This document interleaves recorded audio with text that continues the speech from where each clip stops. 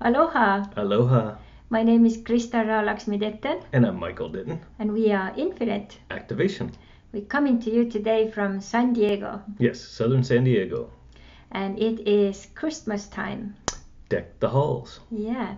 Today we would like to share a little magical story about Christmas and how actually this year will be 5 years ago when we met around Christmas time. 5 years. Yeah. Holy Toledo. You still here? Time flies. Yeah. So it has been quite a journey since Yes. that day, and I wouldn't change it for anything. No. It has been all really amazing. It's been a wonderful adventure. Yeah. And 2 years prior to that, 5 years ago, Christmas time, I was in Pärnu. It's a little town in Estonia, in south of Estonia. And I was there with one of my girlfriends, and we were just kind of, looking around, shopping center, kind of girl fun. And then I saw the Santa Claus was there. So I kind of thought jokingly, like, okay, I'm gonna just go and ask if I can ask him to deliver me or give me, bring me a man. And it was like kind of, really a joke. And then Santa Claus said, yes, of course. And I said, okay, wait here. I'm going to go and write my list so that Santa would know exactly who to bring, all the qualities and how he would look and all those things. So all my perfections are not my fault. Yeah. It's because it wasn't in the list, right? Uh-huh. Yeah. Okay. And then I went to a cafe and I wrote that list for 2 hours. And I still have that list. It's coming with the stuff from Hawaii. You think after 2 hours I'd be perfect. I'm not. Yeah, I tried my best. 2 hours was still, quite a lot of time. Yes. Thank goodness she took 2 hours. Yeah, think if it would have been more. Oh my goodness, think if it had been less. Yeah. Okay, so and I ran down where the Santa Claus was before, and he wasn't there anymore. So I was like, okay, now I'm not gonna get my man, but okay, what the heck, Went on with my life, 1 year went by, and second year went by, and I actually just this Christmas realized it was actually 2 years since that moment. I thought it was 1 year, but it came out it was 2 years. So 2 years around Christmas time, actually, I was back in La Cruz, Tehuanacatle, in Mexico, and I wasn't supposed to be there, but I just came back, and my friends were actually staying in a cultural center called Octopus Garden, and they invited me to stay with them, and we had like upper level kind of open room, no doors. Our doors were actually rolling up the Old sails. So it was kind of really interesting setup, but we had a really beautiful view to the village and a little bit of the ocean. So, and we lived all happily together there, and they also had a friend visiting who actually was supposed to stay downstairs in one separate room, but decided to just stay with us. So we were all 4 of us like staying out there. And then this guy was basically delivered by my doorstep 2 years after my letter to Santa Claus. So how did you end up there?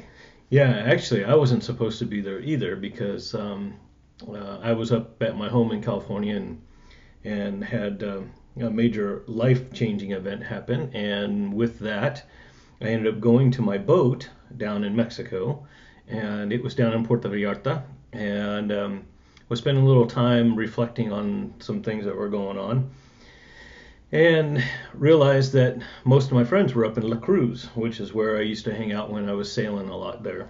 So I took the bus up to La Cruz, and I wanted to stay up there, and there was really nothing available because it's really busy that time of year. It's a beautiful time of year there in December. But just before I was about ready to give up and head back to the boat, somebody said, did you check, with Octopus Garden, El Jardín del Popo?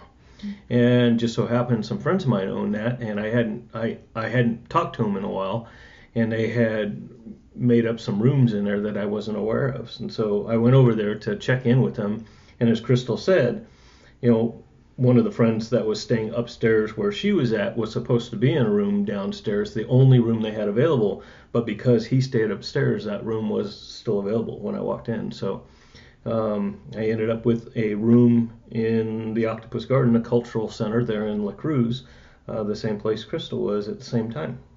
Yeah, and that second floor used to be actually a t-shirt shop. Well, they used to do imprinting on T-shirts for the Huichol Art Gallery down below. Yeah, and they were about to basically take out all the equipment and turn it into a hostel. Yeah. And that was the time when we kind of popped up there. The owner actually had a really bad accident just like 6 months prior to that, so everything had been kind of in a transition and change for them as well. So we were all kind of like guided together in this like really transitional phase, and we were meant to meet. Yes, it was meant to be. And then the first, maybe you also shared that first moment when you saw me actually, but we didn't actually meet. Yeah, I remember it as plain as day. When I went in to talk to them about the room, I was communicating with the owners, and I felt the presence of somebody else there. And it's a gift that I've had my whole life to see and feel things that aren't really explainable, and I've never really done anything with it. And I dismissed it like I did any other time, but I knew that there was something going on there. And I had observed that there was a table behind us, and there was 4 people at it, 3 of which I could see the faces in the court. There was a gal with her back to me. Well, I finished up there and walked away, and I came back at a later time to move into the room because I had to go get some stuff and that. And when I returned, I was actually introduced to Crystal, and that feeling of somebody's presence actually hit me with a wave again. And I realized at that time that it was Crystal that was sitting at that table with her back to me, and I didn't even realize it at that time. So I did realize it when we were introduced, though. Mm. And then we talked a little bit downstairs, and you were saying that maybe you would need some, healing and things. And then we actually decided to put together like a 2-week program. So Michael took absolutely every single therapy I was doing at the time. And our conversation actually ended up upstairs. So I was showing you the view. And I remember we sat down on the couch, and then I felt like this immense, intense energy, like I would really like to hug him. Funny enough, I was thinking the same thing. Yeah, but then I thought like, but I don't want to be like, doing things too fast or like kind of being like too pushy or whatever. But then I think, I don't know who was asking. I asked if I could. Yeah, because I had the same feeling.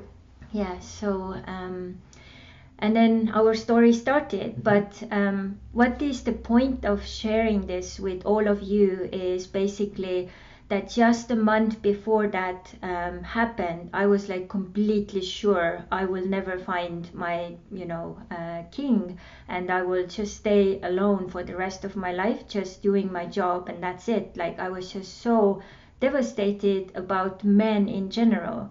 And I actually started to make rearrangements in my life to change that, because I had done some really bad choices, and men had been also part of those choices. So I realized I have to really change some things like completely crucially, and then, make those changes. And, also kind of thinking, I'm an Estonian and I was in Mexico at the time. So what if I hadn't been, in Mexico? All that courage it took me, 3 or 4 years prior that, to take my courage and actually have that one-way ticket to Mexico, and then actually live there and start to work and do all those things. So it took like several, preparation years to get to that point, to that miracle of Christmas, the magic of Christmas, what we experienced there. And I really personally believe that also probably my father, who had passed away just like some years before, from the other side was also like, okay, I'm just really sick and tired that Crystal never finds the right guy. I'm gonna go and find that guy for him. And as a sailor, and he knew also that I like sailors, so he brought a sailor in. So my king didn't arrive on a white horse, but on a white sailboat. So that may happen. So Yeah. yeah. So it's also really important to write down your dreams, and once you write them down, they start to actually manifest. We oftentimes we just walk around with our dreams in our heads, and the universe like just can't get like what is it you actually want. And then that's why I took that 2 hours. So here is the result. So it's actually, it can help you to create your miracles and your dreams. So maybe this is something you can also do during this Christmas time. What in your life needs to be changed, what dreams you have, and what could you ask from Santa Claus or whatever or whoever you believe in. Yeah. And then make it happen. Yep. So, and so this way, actually, both the Christmas time and also New Year's Eve is also very special, because New Year's Eve was kind of like our first official kind of date, or kind of like going out.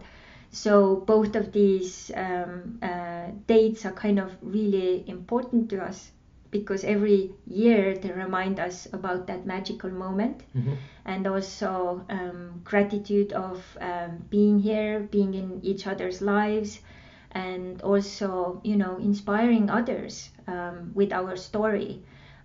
We have now had several talks and events where we share our story, and oftentimes people actually come to us afterwards and say, thank you so much for sharing your story, it gives me hope. When I met Michael, I was in my late 30s, so I already like kind of, said like, okay, I'm no good anymore. I really tried. 15 years I was looking for my, guy. And it was just all these relationships prior to Michael were preparing me to meet my true king. And this is what I would also remind for all the ladies and also all the gentlemen, that this is how it goes. Sometimes you need to work it, and then as you are much clearer what you want and how, it will show up for sure. Yeah. And sometimes you have to, people always say things happen for a reason. For most of you probably know how Crystal and I got together, the pain that we both had to go through at that time. A time that neither one of us thought we would ever find anybody again. We were not looking. We certainly weren't looking. Yeah. That's the best time. We were both dealing with a lot of things, but we found each other, and we became each other's support system and helped each other through that process. So from that pain came an awful lot of pleasure and beauty. And some of the weeks after you had been there, and kind of we started to actually also test, like we started the local movie club. And that was something which I really wanted to do, because I have like visual anthropology background. I love movies. I like what they bring out in community and people. So we started that club again. They used to have it before, but because of the changes, it had stopped. So we started it up again. And then Michael was MC. I was the tech girl and kind of, the promotion girl and all of that. So we had like superb teamwork, and we had like 100 people some evenings showing up. People could, was it tacos or stuff? What did you get? Yeah, we did Tacos a couple. Yeah, we did a something. couple of tacos or enchiladas or something. Yeah.